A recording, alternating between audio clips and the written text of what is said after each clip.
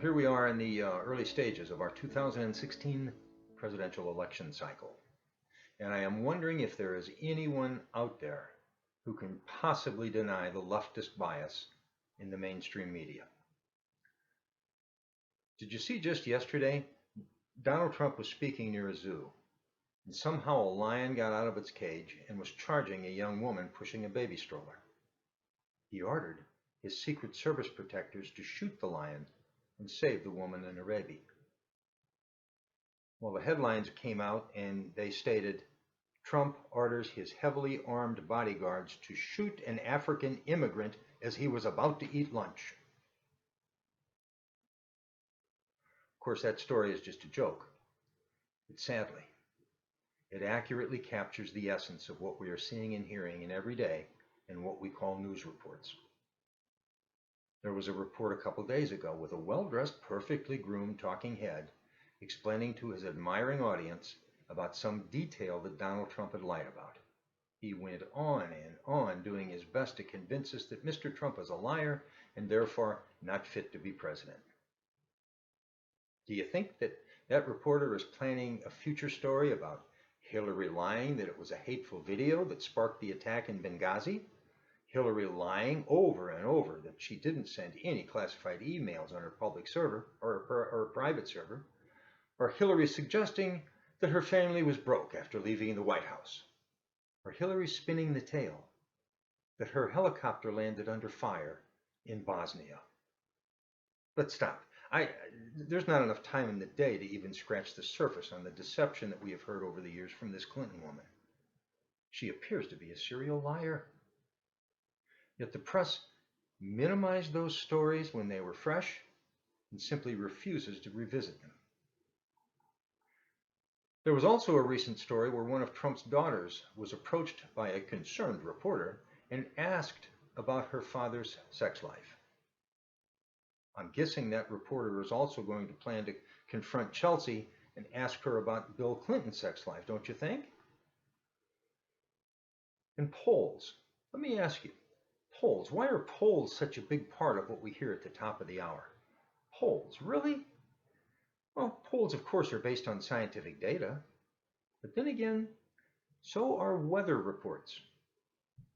Have you ever watched a forecast for a day or two before an outdoor event that you have planned? How accurate were those predictions?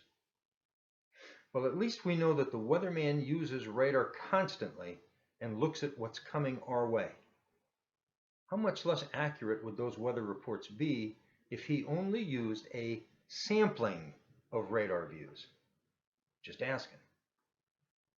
But it seems to me that polls are the perfect story for a lazy reporter.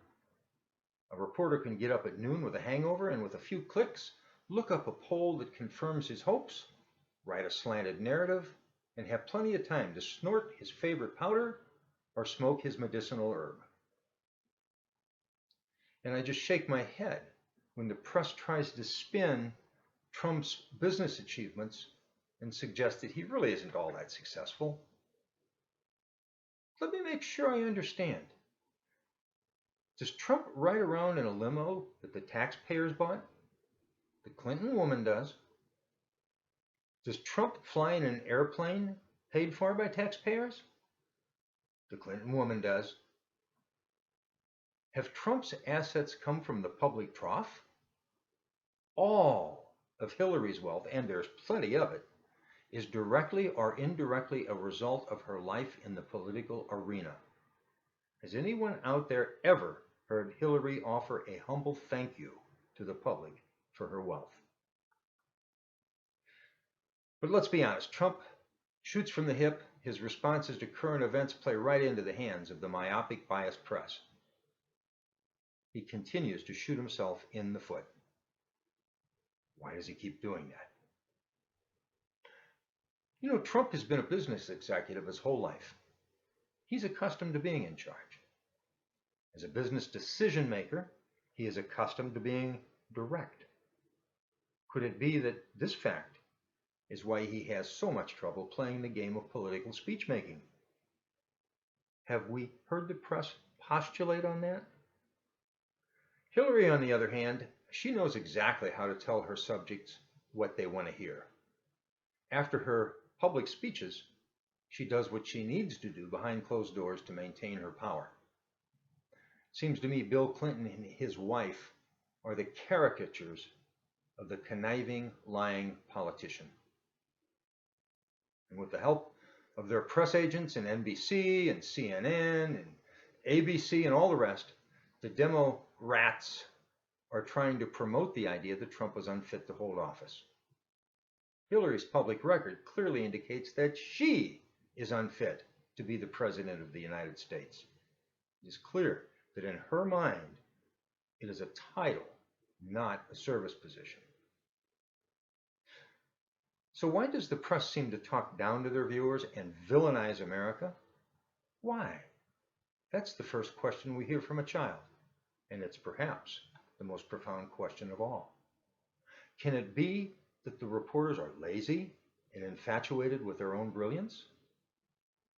Or have they been brainwashed by the public educational system and their radical leftist professors in journalism school? Highly paid professors who have accomplished little or nothing outside the walls of academia. Professors who have read about it in a book and are quick to tell us how we should have done it. The radical left owns the public educational system in America, and it appears that the left has poisoned the minds of at least 2 generations. It appears they have persuaded young, impressionable minds that America is evil and has oppressed the rest of the world. There's this narrative that we have stolen riches from the third world and have a desire to hold the poor nations down. Now, the fact that America sends more aid to the third world every year than socialist nations have sent in the last 100 years, well, we don't talk about that. And the concept that our forefathers escaped the tyranny of royal elitist rulers, just like their so-called progressive heroes, and were able to create a bountiful America, by America we know today, just because we were able to excel as individuals, once out from under the thumb of tyrannical rulers. Just because America is great because individuals were free to capitalize on little more than opportunity, not the crumbs handed down to them by elite rulers. These concepts are no longer taught. The radical left owns the entertainment system, entertainment industry as well. You and I pay good money to watch masterful works of propaganda on television and the big screen. The radical left has made their move to take over the medical industry. And the radical left has initiated a plan to smash local control of police departments and establish a nationalized police force that they will control. The radical left would be delighted to castrate you by taking away your guns and your ability to defend yourself. Now take a step back and look. If you summarize the accomplishments, the proposals, and the aspirations of the left, they all boil down to the fact that you as an individual need their enlightened leadership to exist. They're not interested in lifting the lower class into the middle class, but rather lowering the middle class down so that they can more easily be controlled. I ask you, does it not look like we're in a period of time that Orwell described in his novel 1984? Couldn't you say political correctness is the same as thought crimes? Are not the media and our schools rewriting history, just like the Ministry of Truth did? Don't the inner city riots look a whole lot like Hate Week? Doesn't the surveillance via your electronic devices seem Orwellian? And of course, the Ministry of Plenty keeps telling you that the economy is wonderful. If the Clinton woman becomes the president, there's not going to be any turning back.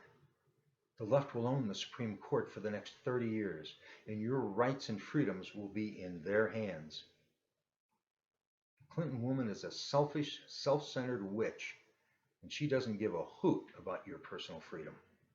She and others like her use you to advance their personal power and wealth.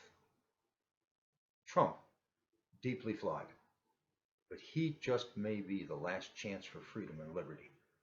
Without him, America, and along with her, the rest of the world, may just sink into the depths of oceanic life. Thanks for watching. Hope to see you again soon.